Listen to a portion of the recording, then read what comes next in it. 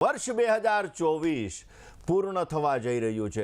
2024નો total 8 થાય એટલે કે શનિ મહારાજનું વર્ષ પૂરું થવા જઈ રહ્યું છે ને 2025 એટલે કે મંગળ મહારાજના વર્ષની શરૂઆત થવા જઈ રહી છે। મંગળનો અંક 9નો અંક એટલે પૂર્ણાંક કહેવામાં આવે અને આ પૂર્ણાંકનું વર્ષ ચાલુ થવા જઈ રહ્યું છે। ઘણા બધા બદલાવ આવવાના છે અને આ બદલાવ આપણા જીવનની અંદર આપણને પ્રગતિ પણ કરાવડાવશે।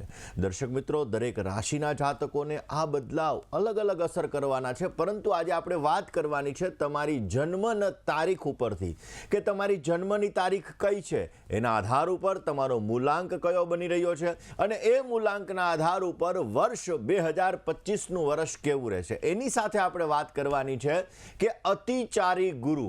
અતિચારી ગુરુ એટલે શું કે જે ગુરુ મહારાજ પોતાની જે કાયમીને માટે ચાલ હોય છે એ ચાલ કરતાં વધારે સ્પીડમાં ચાલે। રોડ ઉપર લખેલું હોય કે 80ની સ્પીડે ગાડી ચલાવવાની છે ને આપણે 120ની સ્પીડે જઈએ ત્યારે એને કહેવાય વધારે પડતી સ્પીડ। આ વધારે પડતી સ્પીડની અંદર ગુરુ મહારાજ પોતે પૃથ્વીનું પરિભ્રમણ કરશે, પોતે ક્યાંક ને ક્યાંક સૌર્યમંડળની અંદર પરિભ્રમણ કરશે ને એ સૌર્યમંડળની અંદર જ્યારે પરિભ્રમણ કરશે ત્યારે એ ગુરુ ઝડપથી એક રાશિમાં બીજી રાશિની અંદર પરિવર્તિત થશે, એને કહેવાય અતિચારી ગુરુ। અતિચારી ગુરુનું પરિણામ શું મળે છે, દરેક રાશિના જાતકોને આ અતિચારી ગુરુ કેવી રીતે અસર કરે છે અને એની સાથે સાથે તમારો અંક કયો છે અને એ અંકના આધાર ઉપર તમારું આ વર્ષ કેવું રહેવાનું છે, આ દરેક વિષયો ઉપર આપણે ચર્ચા કરવી છે। દર્શક મિત્રો, વાત આપણે કરી રહ્યા છીએ અતિચારી ગુરુ મહારાજની। એક તો વર્ષ 2024નું વર્ષ પરિપૂર્ણ થવા જઈ રહ્યું છે।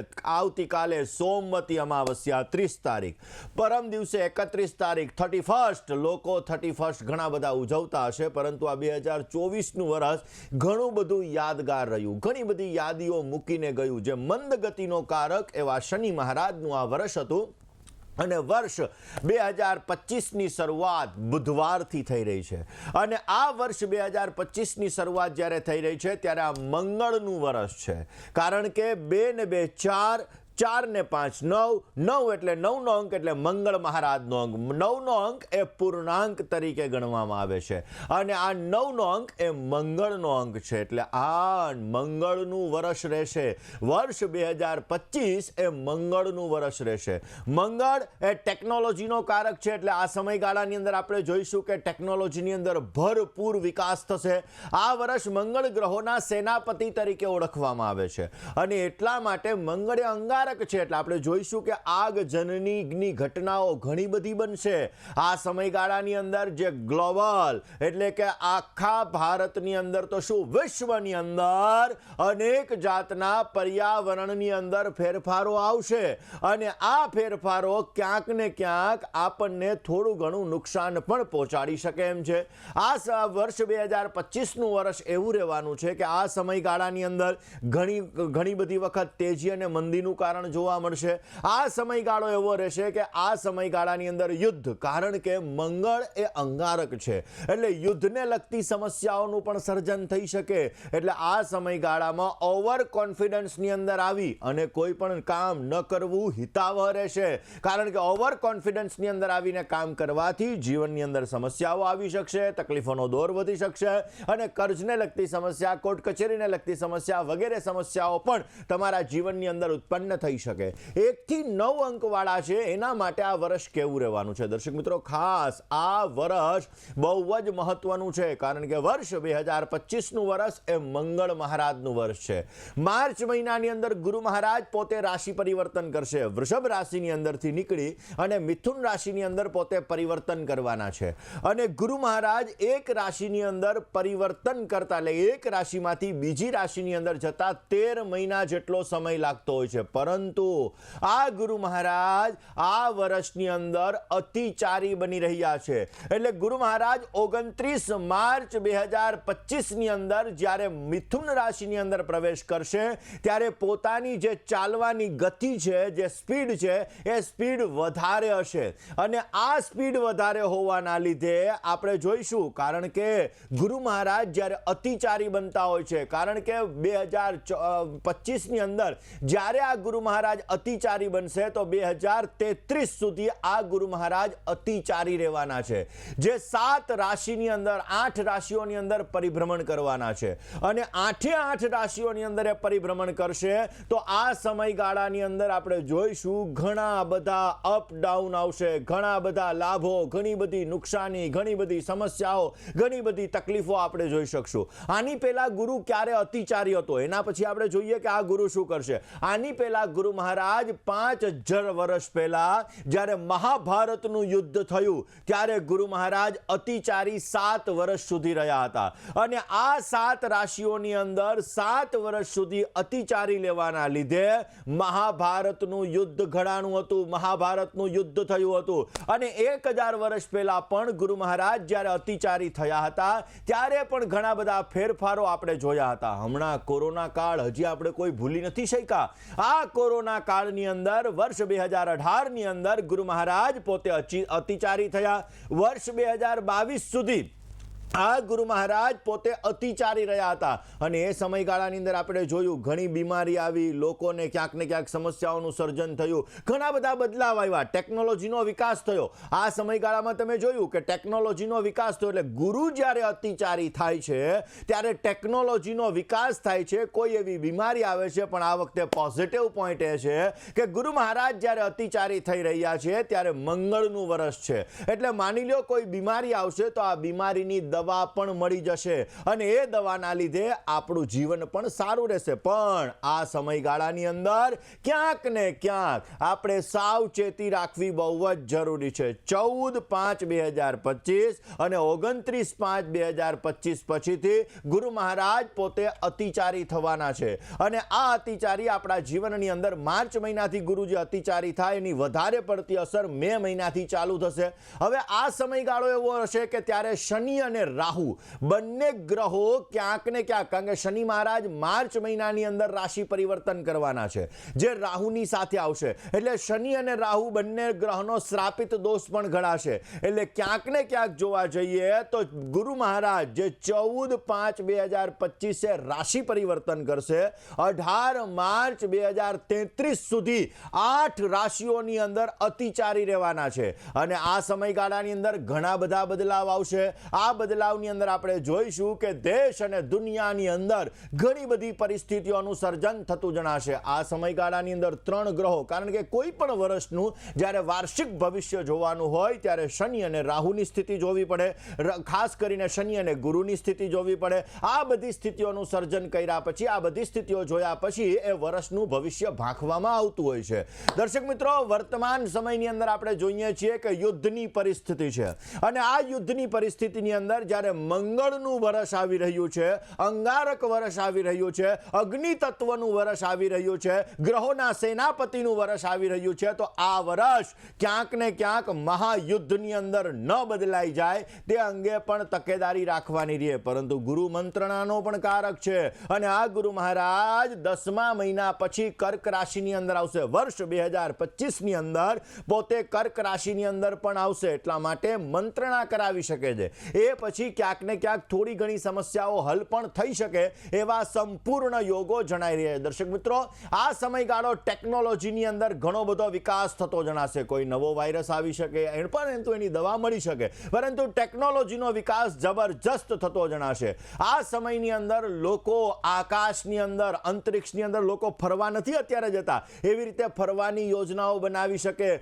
કોઈ ઉલ્કા પિંડ પૃથ્વી ઉપર આવી શકે એવી પણ શક્યતાઓ વધી જાય. એટલે કે આ મંગળનું વર્ષ હોવાના લીધે, અગ્નિ તત્વનું વર્ષ હોવાના લીધે ક્યાંક ને ક્યાંક આવી બધી વસ્તુઓ પણ જોવા મળશે. જલની અંદર, વાયુની અંદર ઘણા બધા પરિવર્તનો આ સમયની અંદર આપણે જોઈશું. તાપમાનની અંદર આપણે ફેરફાર જોઈશું. ચોમાસાની અંદર તો વરસાદ પડતો જ હોય છે, પણ શિયાળામાંય વરસાદ પડે, ઉનાળામાંય વરસાદ પડે. આવા તાપમાનમાં ઘણા બધા ફેરફારો આ વર્ષની અંદર આપણને જોવા મળશે. એટલે માવઠાની અસરો વધારે પડતી ક્યારેક ઠંડીઓની અસરો, તાપમાનની અંદર ફેરફારો આ સમયગાળાની અંદર આપણને ઘણો બધો જોવા મળશે. ખાસ કરીને એક્સિડન્ટના યોગો પણ વધારે પડતા બનશે, કારણ કે મંગળનું વર્ષ છે. મંગળ એક્સિડન્ટનો પણ કારક હોય છે, એટલે આ સમયગાળાની અંદર લોકોએ વાહન ચલાવવામાં પરેજી રાખવાની રહેશે. ખાસ અગ્નિને લગતા બનાવો બની શકે. આફ્રિકાના જંગલો છે, આવા અલગ અલગ જંગલો જે વધારે પડતા છે એ જંગલોની અંદર, કારણ કે વનસ્પતિનું રક્ષણ કરવું જોઈએ,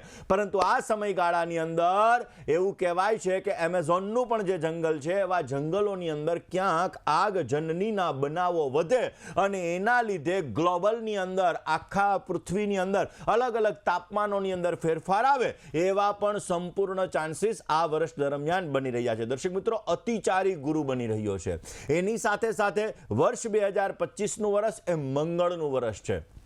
મંગળનું વર્ષ હોવાના લીધે આ સમયગાળાની અંદર આપણે જોઈશું કે જમીન, મકાન, આ બધાના ભાવોની અંદર જે લોકો આને લગતો બિઝનેસ કરી રહ્યા છે એની અંદર પણ ઘણા બધા ફેરફારો આ સમયગાળામાં જોવા મળશે. ટેકનોલોજી ફિલ્ડની અંદર પ્રગતિ મળતી જણાશે. જે લોકો મેન્યુફેક્ચરિંગને લગતો બિઝનેસ કરી રહ્યા છે આવા લોકોને પણ પોઝિટિવ લાભ મળી શકે અને આવા લોકોના બિઝનેસની અંદર પણ સારો એવો ફાયદો પ્રાપ્ત થતો જણાય. વાત આપણે કરવી છે મૂલાંક 1 થી લઈ અને મૂલાંક 9 સુધીના લોકોનું વર્ષ 2025નું વર્ષ કેવું રહેશે. એની સાથે સાથે આ મંગળનું વર્ષ છે તો એમાં તમારે કયા ઉપાયો કરવા જોઈએ, આ દરેક વિષયો ઉપર આપણે ચર્ચા કરવી છે. દર્શક મિત્રો, ગ્રહોનો સેનાપતિ મંગળ કહેવાય. આ પારદર્શકતાનું વર્ષ છે. આ વર્ષની અંદર કોઈ પણ વસ્તુને છુપાવી રાખવામાં, એટલે જે લોકો જે કર્મ કરતા હોય છે આ કર્મની અંદર આ સમયમાં સાવચેતી રાખવી બહુ જરૂરી રહેશે.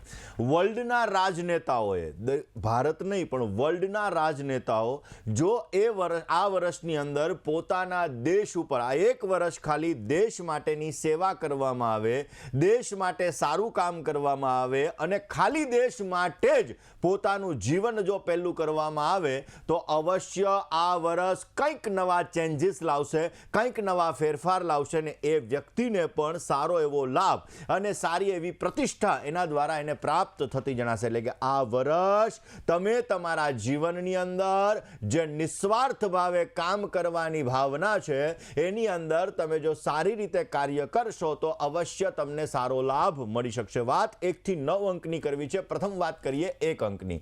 દર્શક મિત્રો, 1 અંક જેની જન્મની તારીખ 1 બની રહી છે, જેની જન્મની તારીખ 10 છે, જેની જન્મની તારીખ 19 છે અને જેની જન્મની તારીખ 28 છે, આ લોકોનો 1 અંક બનતો હોય છે.